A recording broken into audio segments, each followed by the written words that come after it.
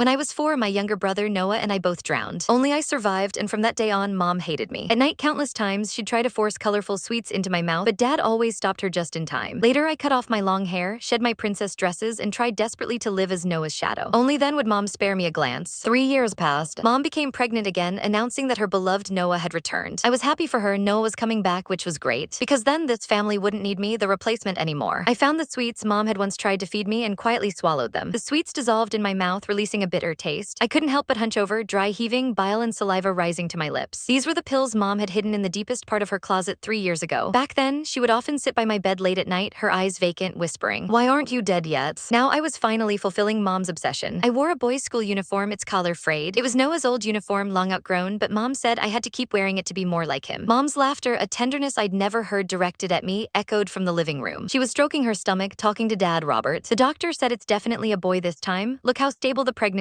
is." Her voice was sickeningly sweet. "Soon, I won't have to look at that blight on our family's face ever again." I wanted one last look at Mom's smiling face. Just as I reached the doorway, Dad saw me first, his brow furrowing. "Scarlett, why aren't you doing your homework?" His gaze swept over my uniform, then quickly flicked away as if he'd seen something offensive. Mom turned, her smile freezing instantly. "Who told you to come out? Your hair's grown out again. Didn't I tell you to cut it short, just like Noah's buzz cut?" She hurried over, her finger jabbing hard at my head. "Always causing trouble. When Noah is born, if you dare to bother him, I'll break your legs." I flinched back, the red mark on my forehead stinging. The sweets in my stomach seemed to be dissolving, a throbbing pain rising in my abdomen, forcing me to bend over. Dad started to come to my aid, but Mom blocked him. "Don't touch her, she's probably just faking it for sympathy." I bit my lip, saying nothing, slowly retreating to my room. With every step, my stomach felt like it was being twisted by knives. My limbs began to go numb, and even my hands clutching the doorframe trembled uncontrollably. I lay on the bed, my body starting to twitch. The door pushed open. It was Dad, holding a glass of warm water. He placed the glass on my nightstand, hesitating for a long moment before saying, "Scarlett, your mom is pregnant. Her emotions are a bit volatile, so don't take it to heart." I shook my head, but only a weak whimper escaped. Dad's figure began to blur in my vision. Dad sighed, then simply pulled the blanket over me. "Get some good sleep, you'll be fine tomorrow." He closed the door as he left, and silence enveloped the room. I reached under my pillow for the small toy car, Noah's favorite. Most of its paint had chipped off, but I polished it clean every day. Mom said it was Noah's, and I had to keep it safe. Last time, when a classmate tried to take it, I fought desperately, taking a beating to get it back. Gradually, my vision blurred completely. I hugged the toy car tightly and closed my eyes. "Mom, Noah's coming back. You won't have to suffer looking at me, your replacement, anymore. This way, it's truly good." Slowly, I felt the pain fade away. Like a dandelion seed carried by the wind, I floated gently into the air, clearly seeing the small body on the bed. The crumpled school uniform clung to her face as white as paper, her lips an unnatural purplish blue. A smudge of undigested bile still clung to the corner of her mouth, and in her hand, she clutched that small toy car. Mom pushed the door open just as I was looking down at my own hands. They were transparent, allowing the sunlight to pass through them, revealing a photo of Noah. She didn't glance at me on the bed. Instead, she walked straight to the desk, picked up Noah's photo, and meticulously wiped it clean, murmuring, "Noah, Mom's going to buy you a new bassinet today. Do you like blue or yellow?" She turned to leave, accidentally kicking the bed frame. Only then did she impatiently glance at me on the bed, frowning. "Still sleeping? The sun's practically noon. Get up and make breakfast. Do you want to starve Noah and me?" I floated in front of her, trying to speak, but she couldn't hear me. She shuffled out in her slippers, still humming a lullaby. From the living room, I heard Dad, Robert scrambling eggs, and Mom's, Claire's instructions. "Add 2 more spoonfuls of sugar." Noah always loved sweets. I floated to the kitchen doorway, watching Dad put pancakes on a plate. They were heart-shaped. I used to love pancakes like that too, but ever since Noah died, Dad had only made round ones. He said Noah didn't like anything fancy. Mom took the plate, carefully placing it in the center of the dining table, as if worshipping a precious artifact. "Go wake her up for breakfast," Mom told Dad, her tone full of impatience. "Don't let her make us late for buying Noah's bassinet." Dad put down his glass of milk and walked towards my room. I followed behind him, watching him stand by the bed, reaching out his hand, then letting it fall onto the blanket instead. "Scarlett, time to get up." His voice was soft. "We're going to buy a bassinet today. Do you want to come with us?" The me on the bed didn't stir. Dad's fingers trembled, and he nudged my shoulder. "Scarlett." Mom's voice came from the living room. "What's taking so long? Is she faking sleep again?" She hurried in, saw Dad frozen by the bed, and immediately flared up. "She's definitely faking it. She just doesn't want us to buy Noah a bassinet. Let's just go without her. Noah is waiting." Dad didn't move. He looked at me on the bed, very agitated. "She's our daughter too." "She is not," Mom shrieked. "My only child is Noah. She's the one who killed Noah." She grabbed the photo from the desk and smashed it to the floor. Glass shards cut Dad's hand. Dad didn't say a word, just quietly picked up the fragments, wrapping his wound with a tissue. The living room phone rang. It was Ms. Rodriguez, my teacher from school. Mom answered, her tone immediately softening. "Hello, Ms. Rodriguez, is this about Noah?" "Oh no, I mean about Scarlett." Hearing the teacher ask why I hadn't been to school, Mom's voice turned cold again. "She's just intentionally skipping school. Ms. Rodriguez, please don't bother with her. Let her fend for herself." She hung up the phone, then pulled Dad outside. "Let's go. Don't let her make us late for buying Noah's bassinet." Dad looked back at my room, his steps faltering, but Mom pulled him away. The moment the door closed, I saw Dad wipe his eyes. The house was eerily silent, only the ticking of the wall clock breaking the stillness. I floated to the bedside, looking at myself. My face was still round, but it was so gone it was unrecognizable, my chin unnaturally sharp. My hair had grown quite a bit, covering my eyes, not not short as Mom demanded. I remembered the last haircut. The stylist accidentally cut it a bit too short and Mom had yelled at him, saying he'd ruin Noah's look. When we got home, she made me kneel for 2 hours, then told me I wasn't worthy of having hair like Noah's. As I knelt there looking at Noah's photo, I suddenly felt very distant. In the afternoon, Mom and Dad returned, carrying a blue bassinet embroidered with little bears. Mom couldn't stop smiling, placing the bassinet in the center of the living room and telling Dad, "Noah will definitely love this. He always loved sleeping with a teddy bear." Dad glanced at my room, then quietly asked, "Shouldn't we check on Scarlet?" Mom's face instantly hardened. "Why check on her? She'll come out when she's hungry." She sat by the bassinet, gently rocking it, humming a lullaby, her eyes filled with a tenderness that could melt. I floated closer, looking at the blue bassinet. It was small, delicate, just what Noah would have liked. Mom used to say she'd buy it for his birthday, but Noah left before his birthday came. Now the bassinet was finally here, and its little owner would soon return in another form. Mom suddenly looked up, as if sensing something, and glanced towards where I was. I quickly floated to the ceiling. Her gaze swept over the empty living room, then she frowned and lowered her head, continuing to rock the bassinet. "Noah, Mom is waiting for you to come back," she whispered. "I'll never let you leave again." I looked at her profile, feeling no sadness at all. Mom was finally getting her Noah back, and I, the replacement, was finally fading away for good. This way, everyone could find happiness. On the third morning, a knocking on the front door echoed through the house, so loud it sounded like the door frame would splinter. I floated to the living room, watching Mom impatiently open the door. Ms. Rodriguez, my school teacher, stood outside. "Scarlett's mom." Ms. Rodriguez's face was stern. "Scarlett hasn't been to school for 3 days. I couldn't reach you by phone, so I came to check." She peered into the house. "Is Scarlett home?" Mom's face immediately darkened. She blocked the doorway, preventing Ms. Rodriguez from entering. "She's home, just throwing a tantrum and refusing to go to school. Please don't worry about her, I'll talk to her." "It's not about a tantrum," Ms. Rodriguez frowned. "Last week, some students reported that Scarlett was being bullied at school. Those kids were trying to pull off her clothes and splashing cold water on her. I wanted to discuss how to handle it with you, but I couldn't get a hold of you." Mom jumped up like a cat whose tail was stepped on. "Don't listen to those kids' nonsense. Scarlett must have provoked them herself. She's been mean-spirited since she was a child. She killed her brother, and now she wants to act pitiful at school for sympathy." Ms. Rodriguez's face grew even more serious. "Scarlett's mom, I saw Scarlett's injuries, they're all recent, and from what I understand, Scarlett was protecting a classmate when those children bullied her. She's very well behaved at school and works hard. You can't talk about her like that." "Well behaved, my foot?" Mom shrieked, her voice so loud it could be heard throughout the hallway. "If she were well behaved, how would Noah have died? She's a jinx. I shouldn't have let her live." Ms. Rodriguez was startled by her outburst, sighing, "If you continue like this, I'll have no choice but to contact Child Protective Services. Scarlett is a good child. You can't treat her this way." With that, she turned and left. Mom continued to curse behind her until Ms. Rodriguez's figure disappeared down the stairwell. After closing the door, Mom trembled with rage. She walked to my bedroom door and kicked it hard. "Scarlett, look at the trouble you've caused me. Now even the teacher is showing up at our door. Why don't you just die?" I floated beside her, looking at her distorted face, and suddenly remembered the drowning incident when I was 4. Noah and I fell into the river. I desperately clung to his hand, but the current was too strong, sweeping us apart. When I was rescued, I saw Mom crying, holding Noah's lifeless body. The first thing she said to me was, "Why aren't you dead yet?" Dad Robert emerged from his study, stopping Mom. "Stop yelling, the neighbors can hear you." His voice was low. "Scarlett hasn't eaten in 3 days. Let's go check on her." Mom shook off his hand. "Why check on her? She won't die." But this time, Dad didn't listen to her. He pushed open the door and entered the room. Mom hesitated, then followed him in. Dad walked over, pulling back the blanket. Sunlight fell upon my body. I could clearly see my pale face, my purplish lips, and the dried blood at the corner of my mouth. Hit follow and stay tuned for more updates.